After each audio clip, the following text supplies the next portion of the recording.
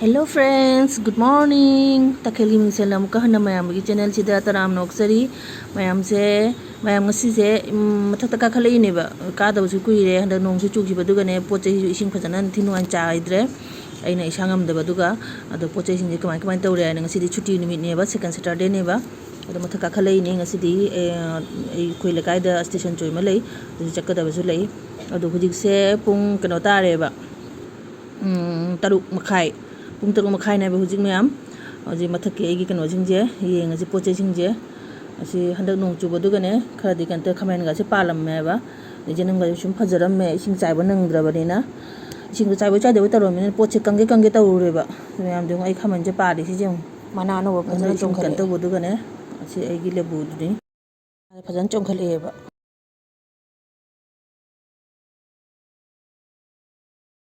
mayam ai se si morok kano je morok poro bi je koi bhara bi ma macha ga bhara le ba moi Nagaland da koi chalu ye moi mapa do duga posting le ba moi pura kan de ma hum pura ne chara ta san ngai to ni oi de bo ro de ba khang de de si morok su thajan gi mayam churo mayam I cheng gup se aina sum hunjan maru ali ba do na sum hunjan thamba anda ki nong duga phana phajaram me ambi hum ji maru lo yara ni as ai gi kano ga se kangura bani mayam le haw je mana chom phalam me siga joina ne du siga kano pambi ho mathan ta horak pani si hangam je si maru do ina siga hunjan mani horok te ba hunde hawra horok tre ai jarbera ji ju handa ki nong de ne phajaram me si swai je ina na hawai ai gi sanare thagi am pham du ne ba si je kusang kaure ba khoi atai kari maming lei ba du dikhang de ko mayam si kusang lei je ne kusang je thajan si jamna phajana pa le ba kupan lai kat pagi dine yam phajai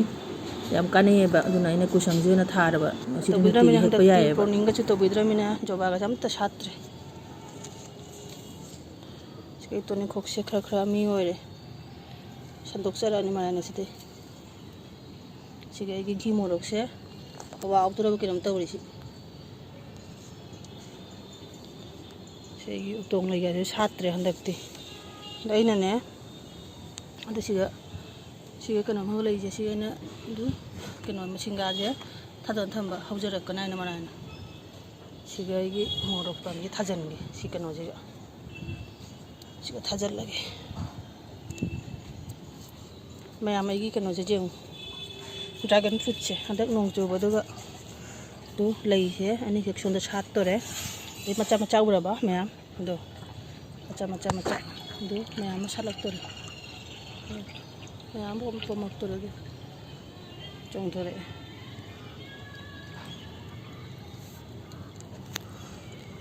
sini mayam nong chu ba ji ga handak ti kharat kan tau jare aina handak ngam da ba ga loina si ge to ro ma na poche jing je si haudre ai tau na hinge moi ju sini ai ju morok se thajan mi khi ge maru je hunjan mi ge mayam e kon ona ra je muka yam gi rendi le je phajata je phajana sa le na ti nong chu bi ba ji ge mayam haji loi re mathak ki je ai actually ne ngarang gi ne phi achot pakara phaudo kan ka khalap pani ba asi makha kum ma ga ne iru mai thara ga lai puja ta ru ge makha da mukum ma ji mayam kum tharak na iru mai thana lai puja lore mayam moi ngarang station choi do pung ni pan de ka ba hai ba ai se hujik che pung ni pan tare mayam breakfast ki sem ba de inang ngaroi keno na khoi ma pa na sum tau jani keno tane keno ma station don ma le ba le sel le mayam ai keno je jang mayam ma hai ta bani ko ai tan ta le ne ignore to view mayam chalu hi ge station don jaw ru hi ge yang han ba ya ra ga ne sim mate sim ye halake ba khoi le kai tane khoi hek maning gi sim chi ni ai tom ta chang matal la ba adan thonga na khoi jam cha chang bina de na mangai de mayam do asi karang ne ke ta hodre ba kudau su ba ja hodre aduna ngamuk se ngasi na su lai kat pagi ngamuk to ngasi na pore mayam ji ngamuk semnari ba ko si de ne mau na ha jing na ne chalu to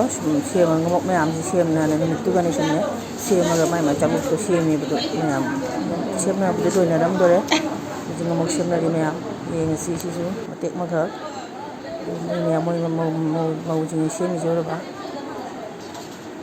si mayamna purakpa ngamok hemok adai jumpuna ju leiba ngamok mayam do aduna ne semi si makhada lairik tari mayam aduga ide khoin phamise mangonda ne mi yamani na ne lechenon gi se mi se changakpa ngamdreba mamangda lepe nupi mayam phamamina changakpado bera taraba ado khoina changaw hariba sungba karma giya da chalaga lechenon lawdadi to hoide aina haiba una lechenon da khoi lawninga do changdu changa lam na pireba upai leteba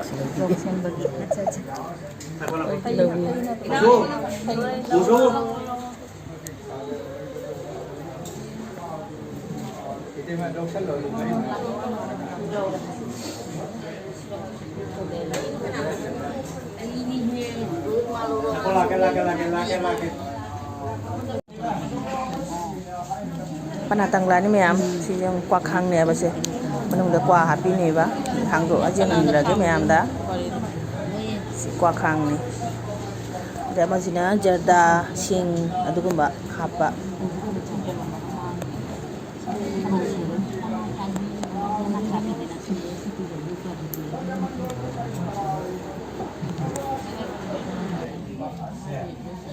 daga singa hapa kanoni dedi amazina sunu khang ni station choi si loi de mayam mathang atopa kanoni hudi je hande nungai te ba mi kan madala ba man sin kap ma le ba ni to loi na hudi mayam cha je le cha biscuit je le biscuit lo je mayam cha je lo re dedi ngamo si je le ba ngamo si je le cha si je le loi ni cha to ra ba ni de le ngamo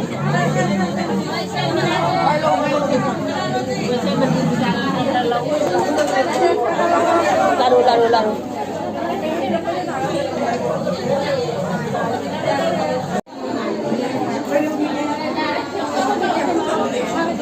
Solo đó mẹ ấm hồi dùng ta hình lắm đừng xịt ra dòng khơi rồi thế tan cái hậu này anh sai thi nghe bật cái tàu bờ phúc này ban đấy hậu cái này nè mà xịt office bận cái này chút này đó nè anh xem chặt lên bác station nó đó thiên là này lại bây giờ tàu rồi đó mẹ mang tan cái hậu là nó để xịt nè phải rằng cái thòng mình được mà từ cái tàu là tan cái hậu thòng mình xịt cái nó xịt rồi ba mayam do mandop tane loina asti chat pa mi puno ma cha na bai chop cha na bai hai ba du khang de ne mai tan je su wa na mi hong tham bi ra ma tan je cha ta de ka mai na nuai tre ba si tan jum cha sal la ga ma ka ma tam chak cha bai de ku cha bai de hai ba ne ba do si cha sal la ga bu je ka mai na no chak cha do de si ngan jung ga ni pung tara ma thu ta ta re ba akhoi de bu ji ta breakfast ta bai ma tam mayam khang de jeng hi ge ma ka